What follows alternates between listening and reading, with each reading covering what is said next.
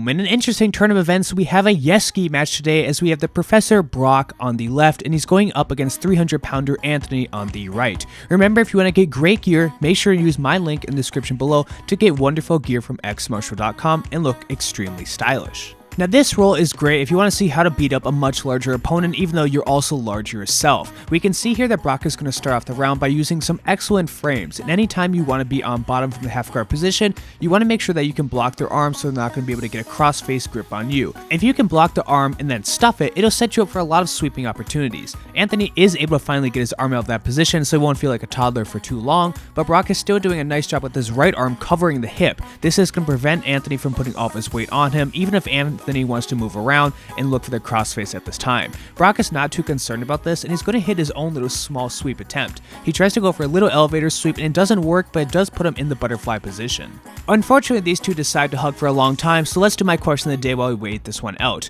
Would you rather roll with 1 Brock or 3 Anthonys? If you decide you want to roll with 3 Anthonys, that's 900 pounds of opponent you'd have to roll with. On that note, however, I would choose to roll with 3 Anthonys over 1 Brock. Let me know in the comments below what you'd like to choose. Getting back into the roll after some calculated hand fighting, otherwise known as males hugging, Brock is looking to try and sweep Anthony over. He's trying to extend his left arm out, but he's going to go for a small over-under shove. And this is when you can tell Brock is a much stronger individual. He works his way up and he easily pulls Anthony down to the mat, and Anthony had no recourse for that type of wrestling. And after pushing someone down to the mat, you want to make sure that you have a controlled base so they don't continue to roll with you. So Brock's putting his head against the arm, and now he has an extremely strong base where Anthony won't be able to turn him over. However, Anthony's going to go for a different move and he's trying to turn into Brock, which is an interesting call because Brock already had the arm beat, so he went for a quick duck under to take the back. Now Anthony's in a different world of trouble because he has a humongous man on top of him, but also behind him. He can't really roll to guard nearly as well as he'd like to, but he's also getting pressure in a way where it feels like he should turn to guard. He's trying to sit on his butt now and look for a sit-out, but Brock is smart and is staying behind him.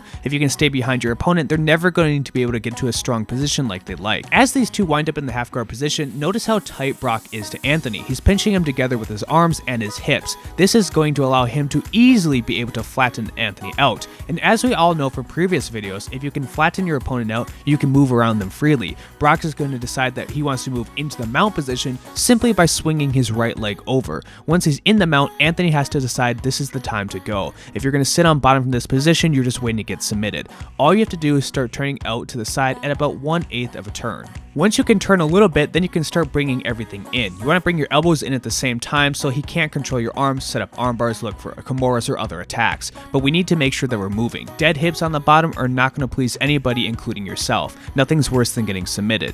As Anthony did turn, however, Brock, of course, is the coach and the professor for a reason. He's seen all of these things a million times, and everything I said to do might be correct, but he knows it's coming at the same time, so he quickly countered that Anthony is looking for his own armbar. There's nothing super glamorous to this armbar finish. All he does is extend the arm, but the slightly funny part is that Anthony had to tap multiple times just to get out of this submission. Poor Anthony.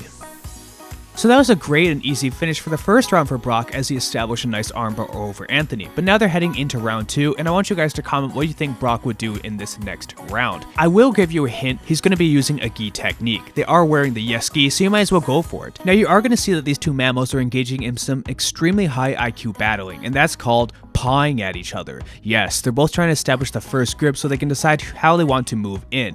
Of course, really at the end of the day, it really doesn't matter how they move in because Brock is a much higher rank. He can just pull Anthony in any position that he wants. But as he pulls him in, pay attention to Brock's right arm. He's grabbing inside the lapel, which is a fairly standard grip. This is a cross-collar grip. It's not too special, but it is grip number 1 for the next move he's trying to set up.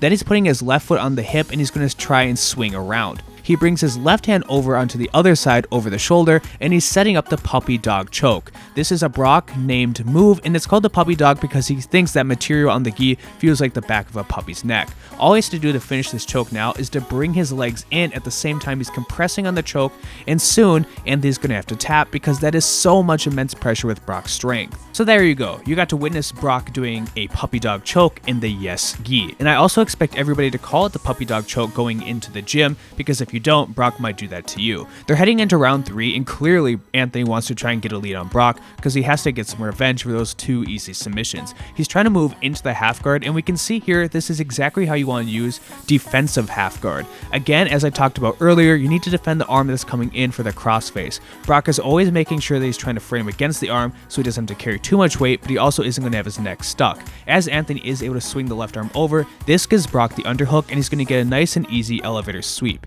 He's going to easily push over Anthony, making him look like a toddler once again, to finish this round on top. And there you have it. You get to see Brock beat up another opponent in this gym. He's beaten up everybody he's gone against, and I'm still waiting for somebody to give him a real challenge. If you appreciate that video, please make sure to like, comment, and subscribe. Don't forget where you can get awesome gear, and thank you to all my current viewers and patrons.